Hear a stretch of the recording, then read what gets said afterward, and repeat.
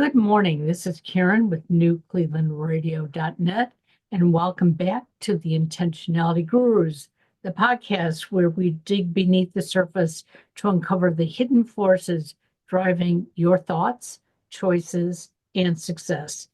Today, Candace Pollock will help you explore how the past holds powerful clues for your future. We'll talk about a simple but powerful exercise that can help you spot your deepest motivators, untrapped strengths, and on the flip side, the hidden self-sabotaging patterns that keep you from living to your full potential. So if you're ever wondered why some goals light you up and why you keep hitting roadblocks with others, this episode is for you. And wow, Candace, right before we went live, basically, I was telling you that I've been sabotaged quite a bit and not seeking what I really want to do. So I think this is going to help me today. Well, let's hope so. And, we all run into this at some level. It's not all or nothing, and it's can be in various levels of intensity in different areas of life. So just being able to notice, the intentionality part, notice when some of these things pop up, and then to be able to kind of work our way through it and not just accept the fact that this isn't going to work for me, if the world's against me, all the kind Right. of mental stuff that we can allow get in our way, it's going to be huge. So this material comes from several sources, but the two that I'm most relying on are John Acuff, Acuff, and Todd Henry, and they're not together. They are addressing this kind of concept from their own perspectives at different time frames. And Todd Henry created the motivation code, which I thought had wonderful exercises in it, where you look at past experiences that, lit you up, that where you felt good, and these are specific things. There's a worksheet that you go through, and then they help you identify some of your core motivators. And that for me really helped me articulate what the thing that lights me up, for instance, is that I love finding untapped potential and turning it into strategic impact. All right, because there's always something that's untapped that we might be able to turn into something, as long as it's consistent with what we're trying to accomplish. All right. And John Acuff also has a concept that's a little less precise than that, where he has us look for some of our past best moments. And then he has a process where he says, categorize them by these different labels. And then that will help us know, what are the things that light us up, and we should go in the direction of that. And now that I'm saying this out loud, Martha Beck had a program or an approach that had us identify um, uh, had us create a scale, a mental framework scale, with plus 10 and negative 10 and 0 in the middle. And then we conjured up some thoughts about a really joyful experience that we had. And then we would say that's plus where, on that scale up to plus 10.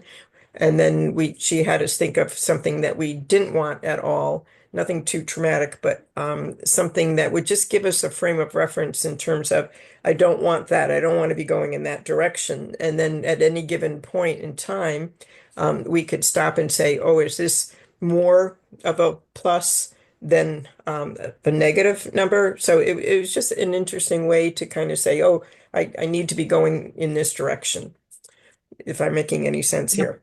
it All does. right. So if you thought of some of your best moments where you felt you're most successful, either personally and or professionally, and so on, can you think of one or two or more episodes of that? And you don't have to share what they are, but Yeah, I'm sure there are some, but right now, my brain is a little muddled, so I can't say specifically. Uh, so this isn't one of them, let's say. Okay. right, right. But one of the things that you were talking about came to mind I was visiting my son 2 weeks ago, and there were things that I'd be sitting there thinking, this would have bothered me previously, but I'm okay with it now. So, like, I could picture how I would have reacted to certain circumstances in the past, but it didn't work for me. So now I can look at it and say, okay, I'm okay. And what does that represent to you? Um, a lot of strength and growth. Okay, perfect. Wonderful. Yeah, we had a friend when I was a young married person, we had a friend who was just really, alive and expressed, and she let it all hang out. And on some levels, looking back on it, I was intimidated by her because I was a really quiet, shy dud of a person, quite frankly, and just too shy and intimidated by other people's ability to express themselves. And for a while, I hated it when she would come over. She was married to another friend of my husband's. And but in time I worked through it and I realized her shine doesn't dim my little light. My light wasn't as Sure. brilliant as hers, and so on. And she had some of her own foibles and wasn't necessarily feeling great about herself. So actually we became pretty good friends over time.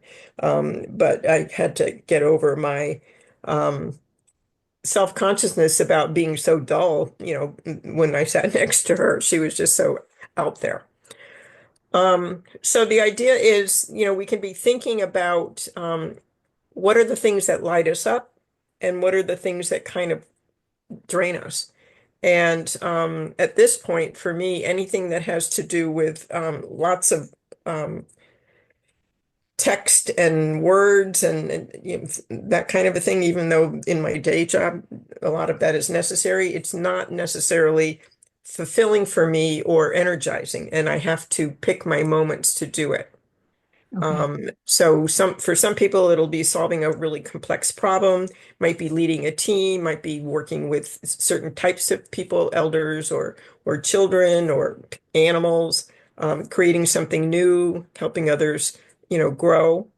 Um, and so, what are some of those things for you? Probably maybe having something to do with helping people um, do podcasts. Well, yeah, to a degree, I think more important to me is um, helping people getting unstuck. Okay. Hmm. Um, Ensuring that it's we can't, okay? We don't have to be stuck in our past, but we can take our past to move us into the future. And so Hmm. that's been, I mean, that's been my big thing. And that was one of the things that I was seeing when I was with my son. It was like something would click and it'd say, well, that's how I used to think, but I don't have to think that way anymore. I Hmm. can Hmm. I can be comfortable. Um, and I'm still reeling from those sensations that I had there because it was like in the past, um, I was moving on my son's time schedule. Let's just put it that way. And in the past, it always would bother me. Why can't somebody move on my time schedule? But it didn't. It made me realize, hey, this is okay. I can accommodate. I can feel good. Whereas in the past, I would have just gotten angry. Yeah, so that it revealed a fork in the road where you had a choice, and then you could intentionally make that choice. Right. And you can always back up and say, "Oh, I didn't make the best choice for myself at the time." But you can explore rather than just the automatic thinking that, we're hardwired to do in many respects. Exactly. Yeah. So Todd Henry talks about, and his material is all evidence-based. They've tested it and they can show that, his approach works.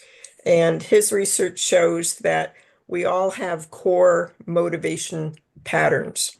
All right. So an achiever would have that kind of a pattern, a builder would have that kind of a pattern, learner, problem solver, and so on. And we can have, a combination of elements. And the best moments that Acuff, this is how he phrases it, helps reveal those patterns, how you naturally create that kind of momentum. So if you had like your best moments where you help somebody turn, some kind of chaos into some kind of clarity, taking a messy situation and saying, okay, we're going to get on top of this and we're going to figure out how this works, then you probably thrive in those roles where you're problem solving and providing some kind of leadership. And I had that episode, an experience of that on Friday. I had to talk to a widow who was Canadian, was receiving some benefits under the Canadian system when her husband passed away. They were he was originally Canadian, he was dual citizenship and so on. So anyway, she didn't know how to navigate all of these other areas that impacted her life financially and legally and so on. And I could be there as a second set of ears to help, ask questions and navigate through some of the stuff, not because I knew that stuff, but just because I've had enough experience with others to kind of know the pattern. Sure, But the takeaway for me was I was very energized by the end of that. It probably was overwhelming for her, but for me, I felt like I had brought something important to the table for her. That to me is, helping people take those worries off their plate is exactly. something that lights me up. All right. So, for you, you described that, but for listeners, the idea would be, where do you feel satisfied? It might be, baking a cake that worked out perfectly. It might be, solving world hunger. It could be all sorts of things. It could be big or small, but the elements of what it is are the universal part that we need to be paying attention to, not just the specific context. Sure. All right. So then the flip side is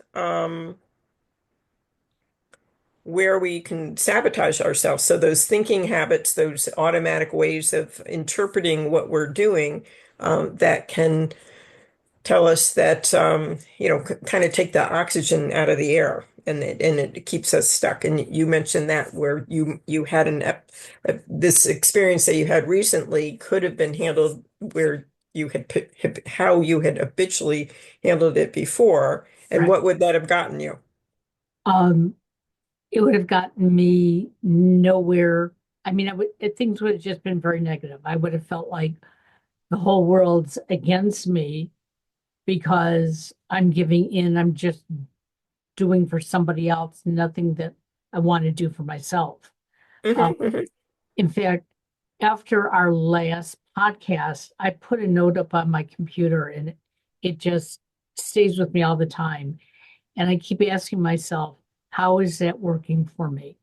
And so mhm. it's it's it's been wonderful because, you know, I don't have to I don't have to be negative to somebody else, if I don't want to do something, but I have to think, how's it working for me? If it's not working for me, then I have to either find a way to make it work for me or not do it at all. And um, it's not easy because I keep falling into that, you know, backwards rut that, okay, you know, it's okay that it's not working for me because that's my personality. And then I stop and go, wait a second, that doesn't have to be my personality. So, um, and it's, as you said, it's not something that happens 100% of the time that we're always on that positive end.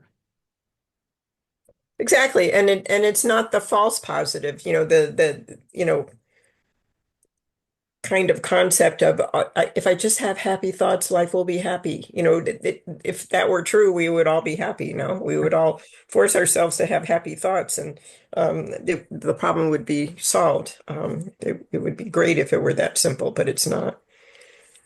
So looking at Acuff's approach and Todd Henry's approach, and there are others, these were the two that stood out for me. You take 5 or 10 minutes, you just, contemplate your life about when you felt deeply satisfied, when you felt engaged or, at your best in essence. And it doesn't have to be, as I said, a big dramatic thing. It could be something pretty simple. And I remember when I learned how to solve Sudoku puzzles. I'm, anything having to do with numbers just kind of freezes my brain. And it's not because I can't do math, it's just that, I developed a math phobia as a kid. But I made myself do it. It was a challenge. I undertook it, and I'm not as good as a friend of mine who just can do like, she just astounds me. But I got to the point where, it served its purpose, and I overcame that self-limiting belief that if it has numbers in it, I'm bad. All right. And you look for the things that light you up, that get you excited, where you feel fully yourself, like you're in the zone, all of those things, you're in flow, to talk about some of those concepts that it's just challenging enough that it's engaging, but not so challenging, it's frustrating.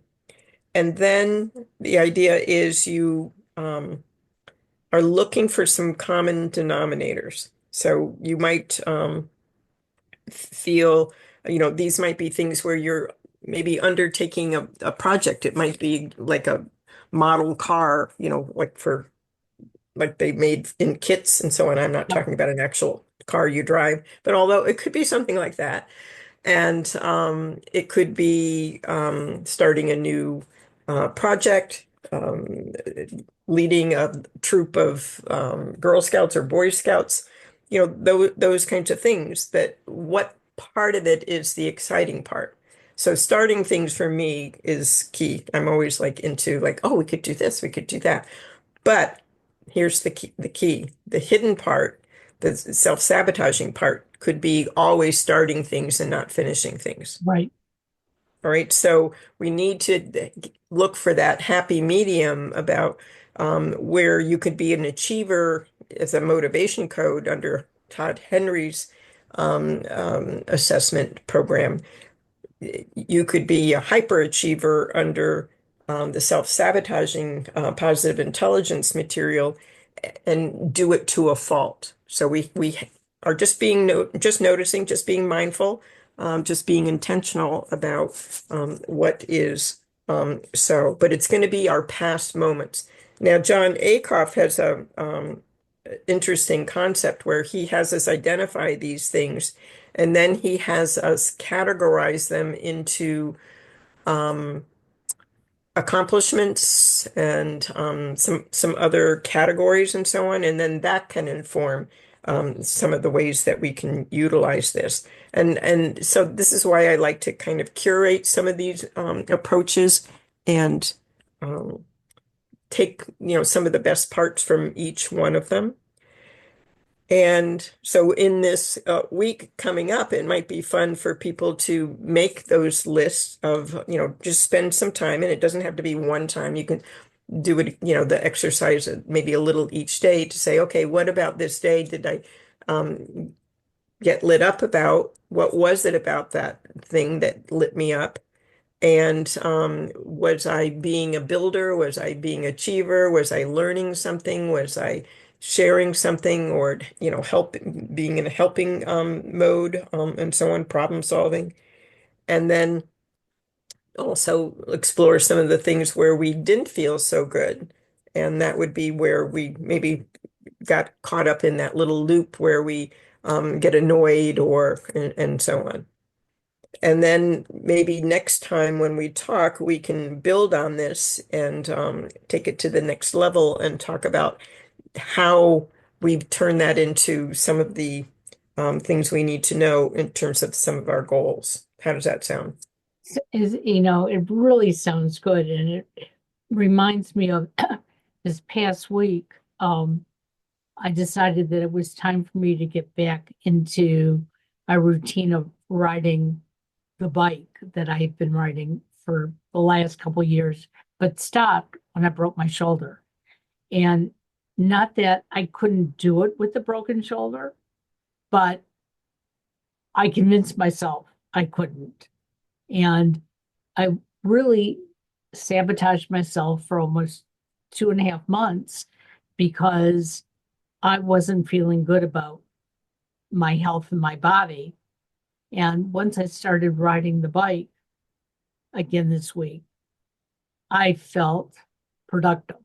I felt good about myself, but I'm doing it differently than in the past. In the past, I was the overachiever on the bike.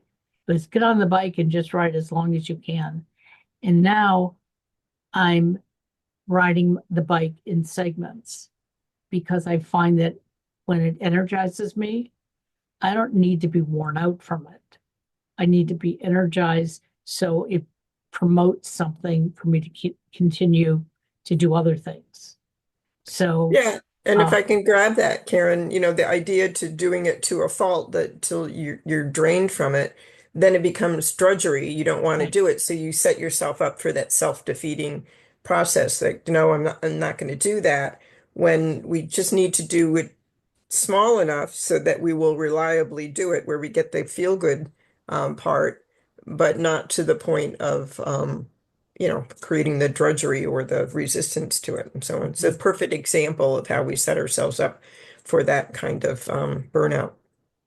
Well, I'm hoping that our listeners will consider making some lists and, um, you know, finding what really lights them up. I'm sort of excited to explore that because I'm sure there are other things other than helping others that make me feel good. So Mhm, mhm. it's a challenge and I love it.